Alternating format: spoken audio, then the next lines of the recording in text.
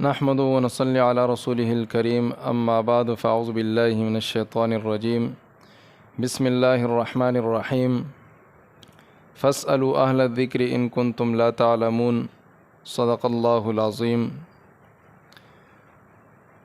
روزے کے متعلق اہم اور ضروری مسائل بیان ہو رہے ہیں کہ آیا روزہ کن چیزوں سے ٹوٹتا ہے اور کن چیزوں سے روزہ نہیں ٹوٹتا۔ تو آج ایک ساتھی نے سوال بھی کیا تھا کہ خون دینے سے روزہ ٹوٹتا ہے یا نہیں۔ تو یہ چند چیزیں ایسی ہے کہ جس سے روزہ نہیں ٹوٹتا۔ خون دینے سے روزہ نہیں ٹوٹتا،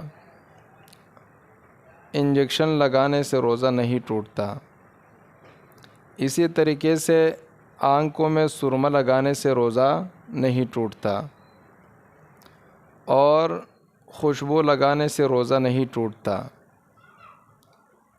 اسی طرح مسواک کرنے سے روزہ نہیں ٹوٹتا، اور اس کے علاوہ نیند کی حالت میں احتلام ہو جانے سے روزہ نہیں ٹوٹتا۔ اس کے علاوہ چند چیزیں اور بھی ایسی ہے کہ جس سے روزہ ٹوٹتا نہیں ہے، لیکن اکثر لوگوں میں مشہور ہے کہ اس سے روزہ ٹوٹ جائے گا۔ تو اس لیے خالق کائنات نے فرمایا کہ فاسألوا اہل الذکر ان کنتم لا تعلمون۔ اگر آپ لوگوں کو علم نہیں ہے کسی بات کا، کوئی مسئلہ آپ کو معلوم نہیں ہے، تو آپ علماء سے معلوم کرے، آپ کو اس کی رہنمائی مل جائے گی، آپ کو صحیح جواب مل جائے گا۔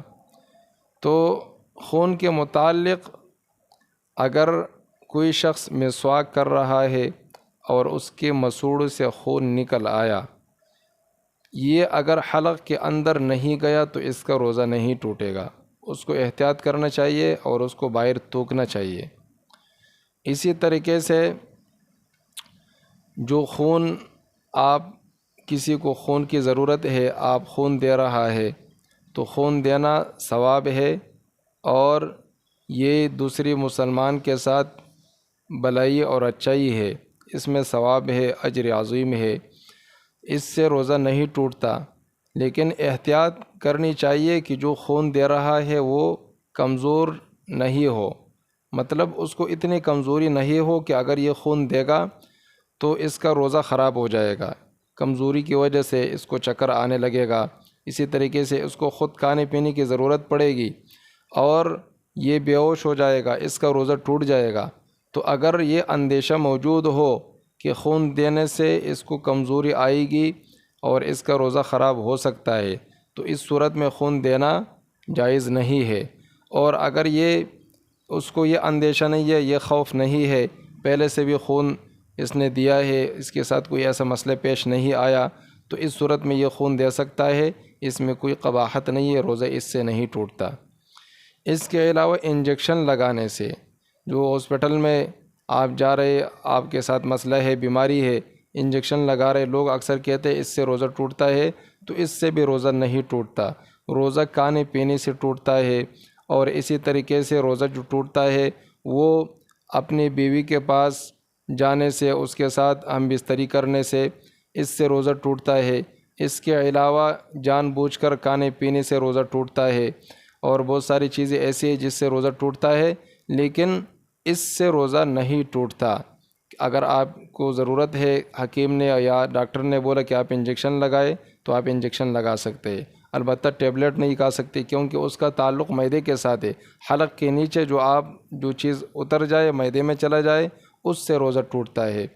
اس کے علاوہ یہ ہے کہ سرما لگانے سے، اس سے بھی روزہ نہیں ٹوٹتا۔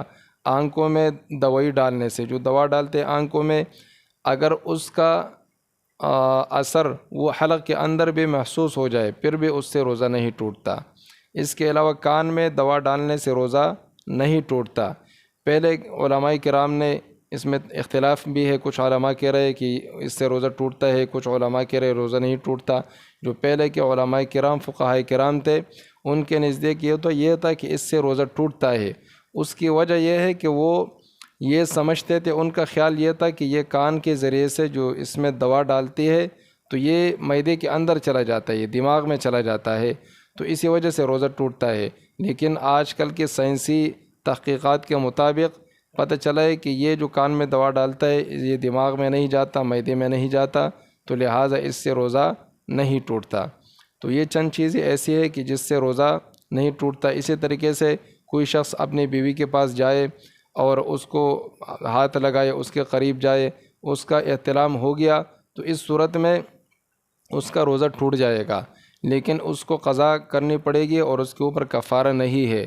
لیکن اگر کوئی شخص اپنی بیوی سے صحبت کرتا ہے، ہم بستری کرتا ہے اور وہ جماع کرے تو اس صورت میں اس کے اوپر قضا بھی ہے اور کفارہ بھی ہے، اور اس کا قضا یہ ہے کہ یہ 7 دن تک 60 دن مسلسل یہ روزے رکھیں گے، 60 دن مسلسل۔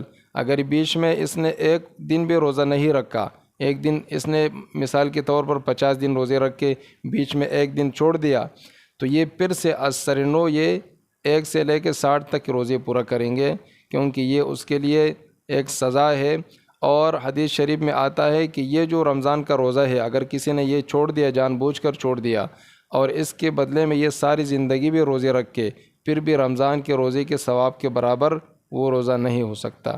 اللہ تبارک و تعالیٰ سے دعا ہے کہ اللہ تبارک و تعالیٰ ہم سب کو عمل کرنے کی توفیق عطا فرمائے، اور رمضان المبارک کی جو فضائل ہے اس کو سمجھنے کی اور اس کو سمیٹنے کی اور اس کو حاصل کرنے کی توفیق عطا فرمائے۔ وآخر دعوانا ان الحمد للہ رب العالمین۔